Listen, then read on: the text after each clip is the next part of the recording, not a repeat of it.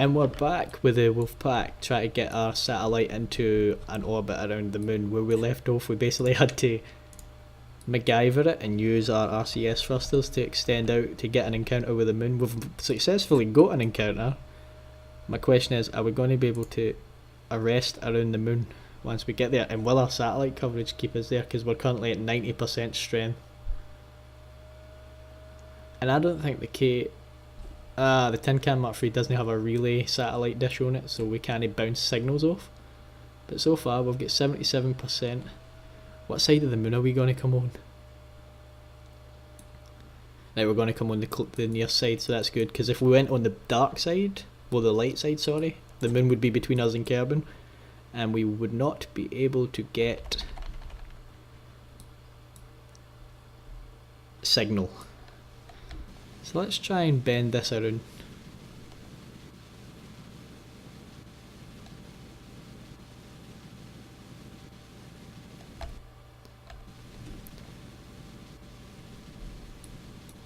Basically what's going to happen is this is going to bend around and form an orbit, and if we get that, jobs are good one.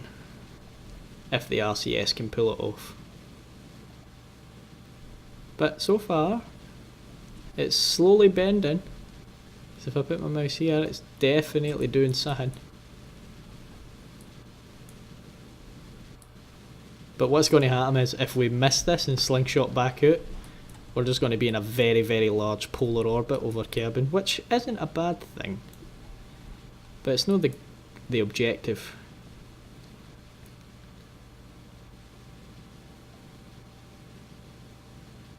Come on. We just need to slow down enough for the moon to catch and hold us so we don't just slingshot past. But it's bending around. Definitely bending. And our moon periaps is slowly ticking down.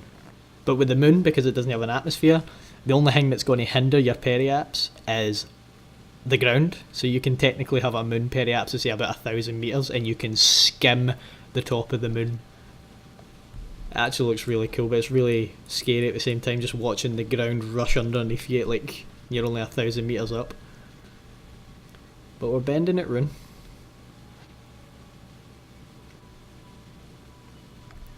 Can we see it? Oh aye, we can see it, it's there.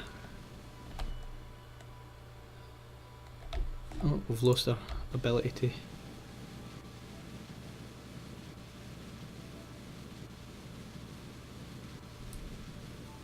I'm not sure if we're better waiting to periaps, but I'm pretty sure that'll increase our speed quite substantially. What happens if I just turn on stability assist in point? Let's keep an eye on a 38, 37. Oh, stuff's happening. Right, that's raising it, that's lowering it a lot. So if we go here, that's doing the opposite. So if we go about here,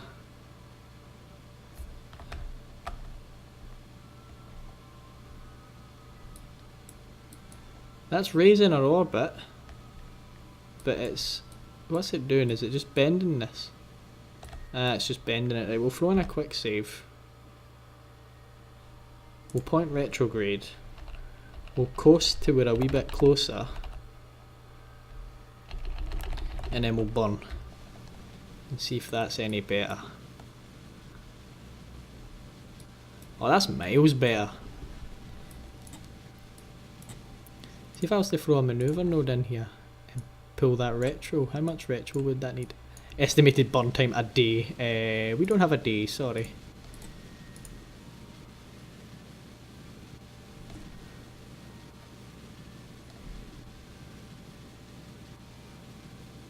Much monopropellant have we got? We're nearly out of monopropellant.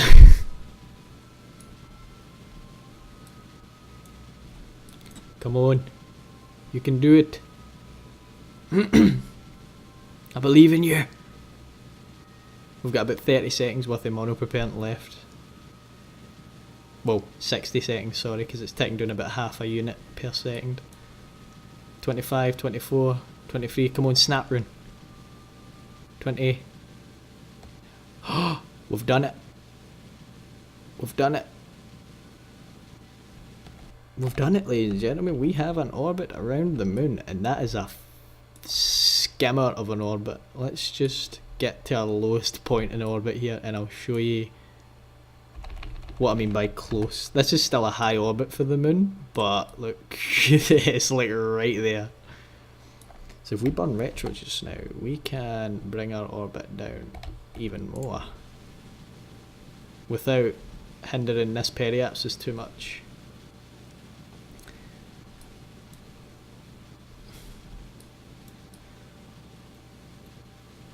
And then we can just burn it until we burn off our excess monopropellant. But this will give us some nice science.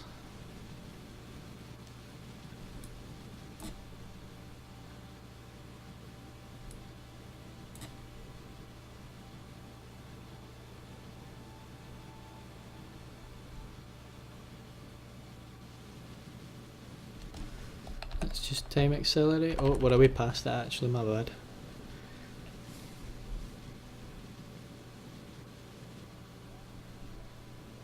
And we are out of monopropellant. But we are in a stable orbit around the moon. So we can extend our antenna. Let's turn off RCS. And then let's spin her around. She's a bit heavy now that she's got the empty RCS tanks and stuff. Oh, what are you doing? Oh, you're trying to go retrograde, that's what you're trying to do. But let's point it back at Kerbin. Kill that dodgy rotation. Right, my controls are back to front because I'm trying to use the satellite dish as a point of reference. But that's actually back to front. So this way, this way, this way, this way, this way. This way. Sorted! Let's do some science. Look at the transmit science alone, 73 science. And if we recovered it, oh my god. But this one's going to live here forever unless we can get some sort of shuttle to come and recover it. And this is probably going to cost a fair amount of electricity because it's a further distance. What's our signal? 100% signal. That's good. Right, so we did that. What about the mystery goo? 25 science, we'll transmit that. Yes, transmit the data. I don't care if it becomes inoperable. Done. Let's log the pressure. Transmit. Done. We'll let the power recharge a wee bit. In fact, we'll orientate all of our solar panels for maximum electronic recharge. Again, about 179, 210. That's spiky. Is this status blocked by high gain antenna? Are you blocked by the direct sunlight? What happens if I retract you? Do you block that? Direct sunlight, and then we get a 215 power. That's nice. But I'm pretty sure for that. I should have made sure that retracting that satellite dish didn't break the ability to control the probe. Extend antenna. In fact, we'll rename this probe. This is the WOJ Tin Can Mark IV L for lunar, and it's a probe. Right, so we've just got the temperature to do now. Log the temperature, transmit. I don't think I had enough juice to transmit. Oh, it's done. Right, so we've done all of our near stuff. Let's see if we can get it up to a higher altitude and see if we get more science. Oh, we might get cut off actually. And we've been cut off. But can we re-establish on the other side? There we go, we're back in business. It does pop through a wee bit. There's a mechanic that explains it, but I'm no sciencey enough to explain how that kind of works. Log the temperature.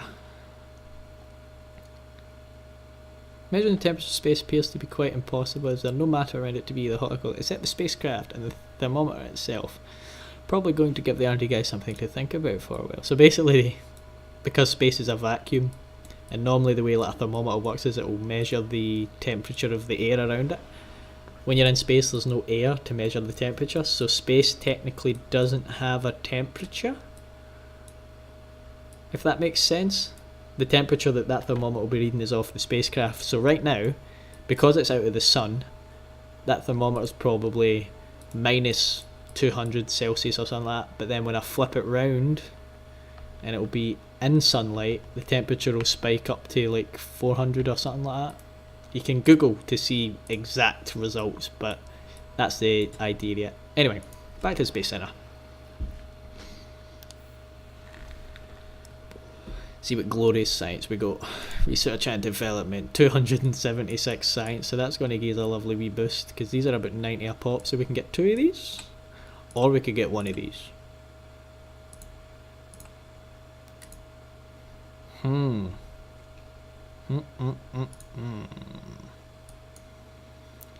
90, 160. Technically, I think we could get... Could we? I think we can get both of them. What's this? Mini propulsion. That thing. Where's our... We need like our relay satellites and stuff. Now that I've added that tech. Where is the relays? Large probes. No, it's just the probe core. Ion propulsion. That's a good tech. Scanning tech. None of that. Where is our relays? Because we're going to need to set up relays for the moon if we're going to want to transmit anything back. Payloads, fairings, yada yada, yada yada, yada yada, yada yada, yada yada, yada yada yada. Whoa, there we go. Relay antenna. That's up there, man. Jesus. Oh no, there's a basic one there. What is that called? The RA2 relay. Relay antennas store forward capabilities as well as advanced pathfinding algorithms. And then a better communitron. We need to put some thought into this. What is this? Miniaturization. That basically gives us clamp docking ports and then a bunch of adapters in a separator. Kind of pointless.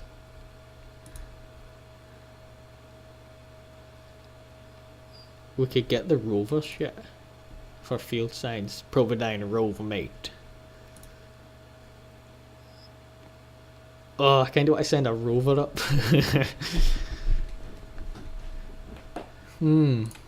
There was this other part that I was looking for that's actually quite a really good part with regards to, there it is, the mobile processing lab.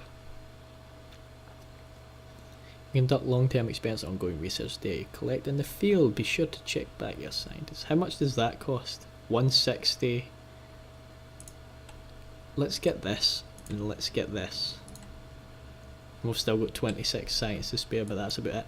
But basically, this magical pod is probably... Let's get video of this jargon. Where is it? Where's it hiding? This big ass thing is basically a science module where you can send up scientists and they'll conduct research over time, but it weighs a metric ton.